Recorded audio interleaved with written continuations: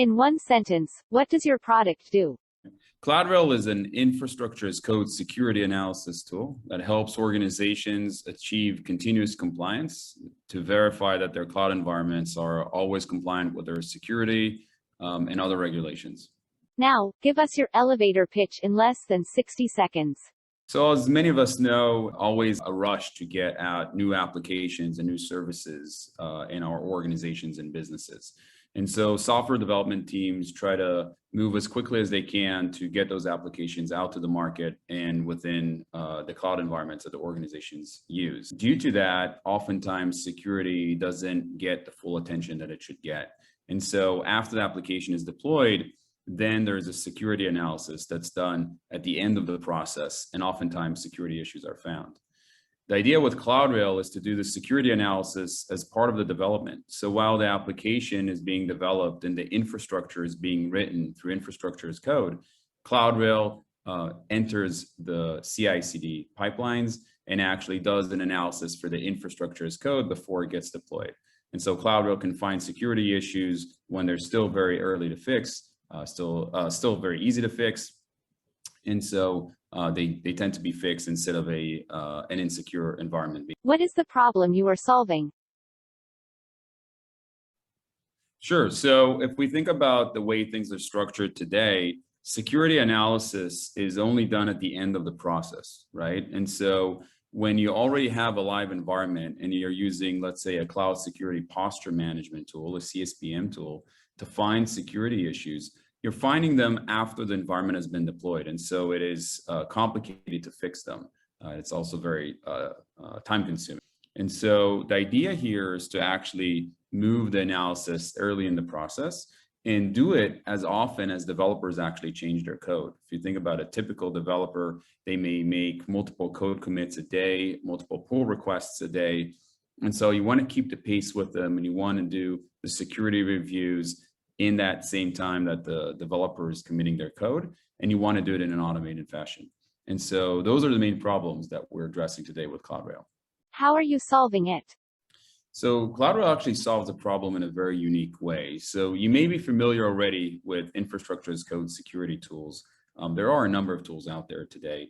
And so what is common to most of those tools is that they get deployed as part of your pipelines. You'll notice that they tend to have a lot of false positives and noise, and they tend to miss the most interesting issues.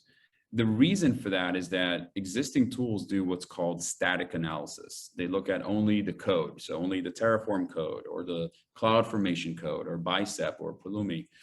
And so they don't see the full picture. We solve that in a very unique way by taking the code that you're about to push in, but also taking a snapshot of your live environment. So we're actually capable of anticipating how your cloud environment is going to look like after you actually implement the changes that are discussed in the code.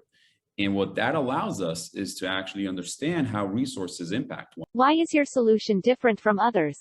If you're using a tool today that is only doing static analysis, it tends to have a lot of noise, as we mentioned earlier.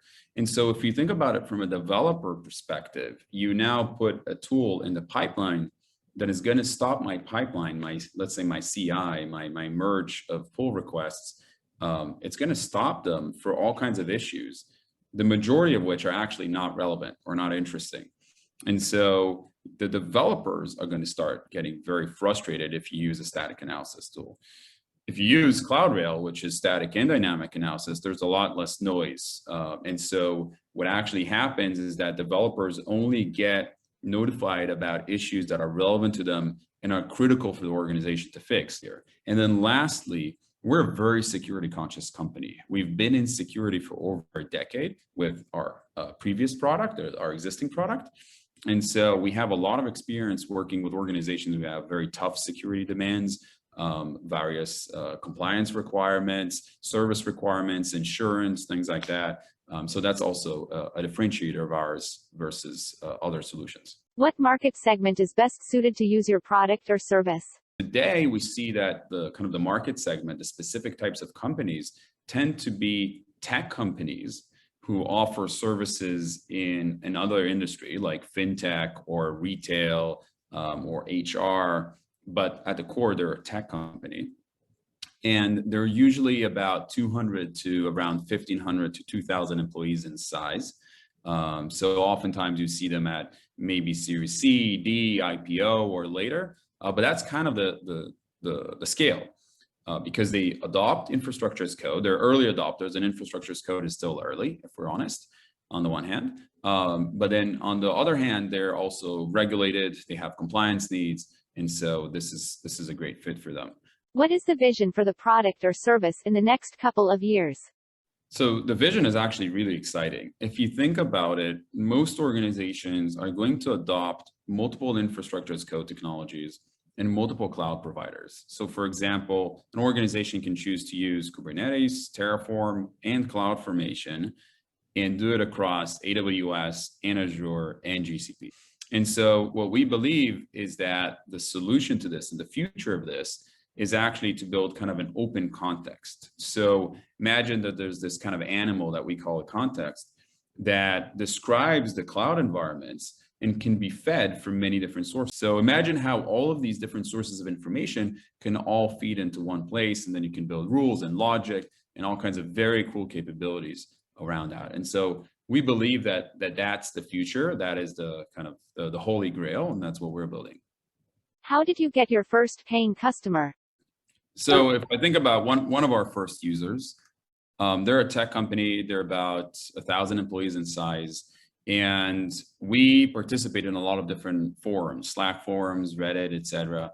And they actually heard about us through one of those forums.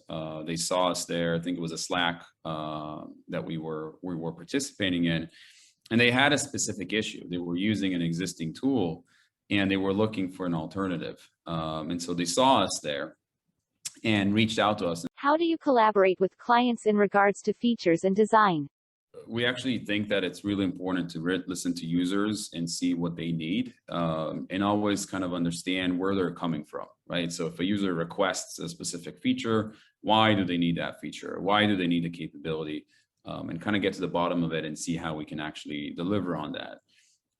We have right now two main types of users. One is the tech companies that I mentioned earlier, 200 to about 1,500, 2,000 employees, and then the larger enterprises that we work with.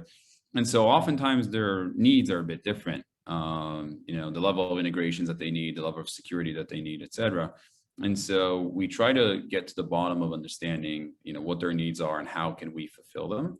And we're very, very open with our roadmap, with the features that we are building, the ones we're not, why. There's a good chunk of our code that is open, and so that actually helps in the communication. And so we're very, very collaborative with users on all of the. How did the product or service start? What is the story behind it? So Indeni's been around for over a decade as a company, and we've had and we still have a product in the security infrastructure automation space. So basically it works with firewalls, web security gateways, et cetera, used by a lot of very large enterprises who care a lot about regulations, compliance, security, et cetera. And so that product actually has a cloud component to it. Now, we're a bunch of developers. I'm a developer in my background. Most of the company are developers and product people. And so kind of naturally we said, okay, let's try to solve it for ourselves. And just as we progressed through that solution, we saw that this is actually pretty cool. And this can become a product, and it can become something that other people can use and can benefit. And so we decided to pursue that. And that's how CloudRail was born.